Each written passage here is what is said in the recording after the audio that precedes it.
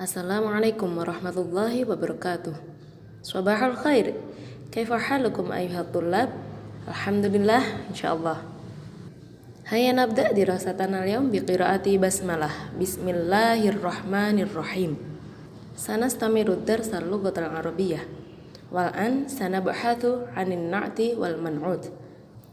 Jadi hari ini kita akan membahas tentang na'at dan man'ut dan juga mubtada khobar.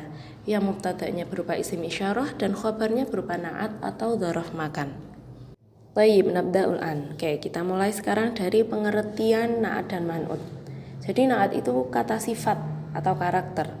Contohnya, nasyitun rajin, tsumma kabirun besar, ba'idun jauh, tawilun panjang, kathirun banyak, wasi'un luas, mahirun pandai, jadidun baru, sayyi'un jelek, jamilun indah. Nah, itu contoh-contohnya kata sifat atau na'at. Kemudian man'ut. Man'ut itu apa? Man'ut itu kata atau benda yang disifati atau kata benda yang mendapatkan sifat itu.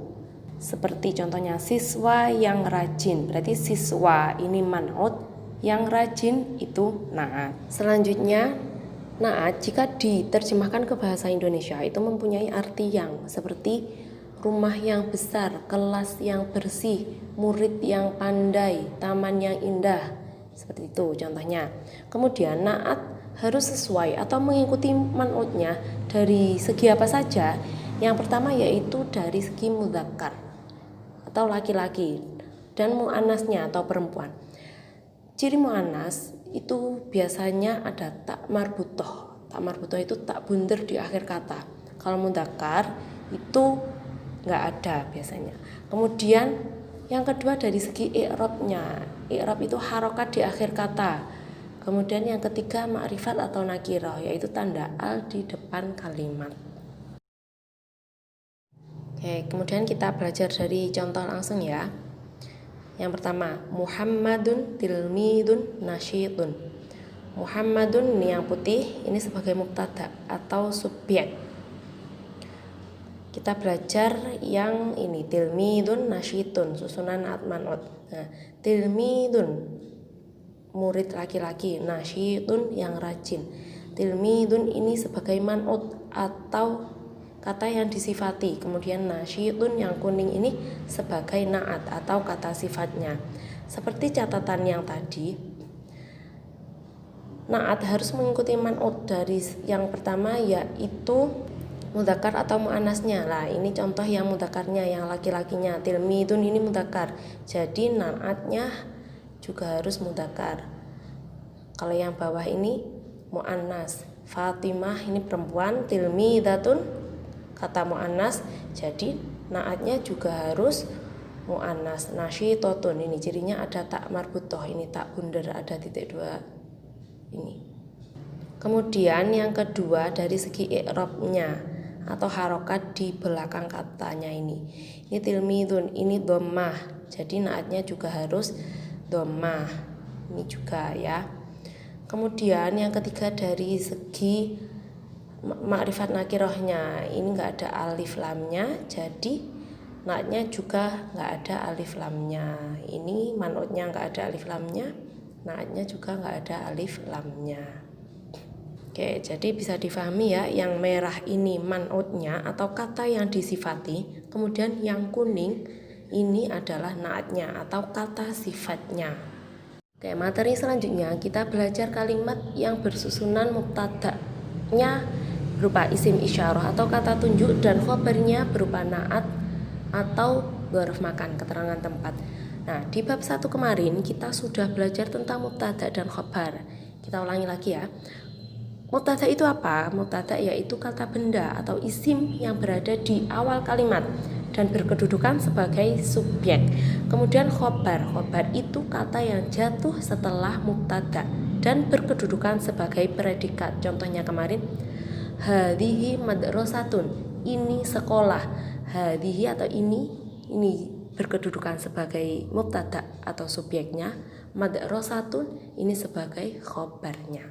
Nah, di bab 2 ini kita fokuskan belajar pada mubtada yang berupa isim isyarah dan khobarnya dalam bentuk naat atau dzaraf makan.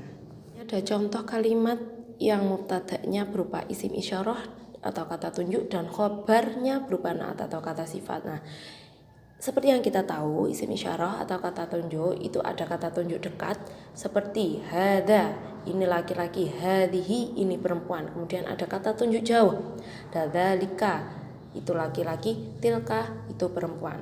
Nih, contoh yang pertama, hadal hammamu nadhifun. Ini yang merah, hadal hammamu, artinya kamar mandi ini, bukan ini kamar mandi. Kalau hada hammamun itu ini kamar mandi, susunannya mubtada khobar. Kalau hadzal hammamu artinya kamar mandi ini jadi mubtada saja. Kemudian nadhifun ini khobarnya berupa naat atau kata sifat, artinya bersih. Jadi hadzal hammamu, kamar mandi ini, nadhifun, bersih. Hadzal hammamu jadi mubtada yang berupa isim isyarah, nadhifun jadi khobar yang berupa naat artinya bersih. Dan hadhihi sahatu, halaman ini jadi mubtada, wasi'atun, luas jadi khobar. Kemudian contoh yang ketiga, dzalikal maqshafu, kantin itu, ini mudzakkar ya, jadi mubtada, jadidun jadi khobar yang artinya baru. Kemudian contoh yang keempat, tilkal maktabatu kabiratun, perpustakaan itu besar. Tilkal maktabatu mubtadanya, kabiratun khobarnya berupa kata sifat atau naat. Nah, khobar ini yang hitam ini, yang di garis bawah ini harus sesuai dengan mubtadanya dari segi mudzakkar dan muannasnya. Nah, ini contoh yang pertama, hammamu, ini mudzakkar, nggak ada tak marbutohnya. Jadi khobarnya yang berupa naat atau kata sifat ini juga nggak ada tak marbutohnya. Contoh yang kedua, hadhihi sahatu, ini muannas, ada tak marbutohnya.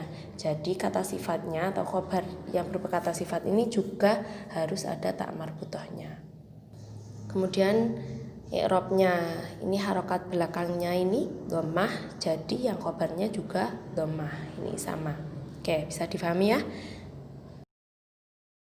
Contoh selanjutnya, kalimat yang mubtadanya berupa isim isyarah dan khobarnya berupa dzaraf makan atau keterangan tempat. Keterangan tempat atau dzaraf makan kemarin seperti fi di dalam, amama di depan, waro'a di belakang, janiba di samping, fawqa ala di atas, tahta di bawah. Tuh, dzaraf makan. Kemudian langsung contoh yang pertama, hadzal kanzu fil idarati. Hadzal kanzu, gudang ini sebagai mubtada atau subjek seperti yang tadi. Gudang ini, bukan ini gudang. Kalau ini gudang, hadza kanzun.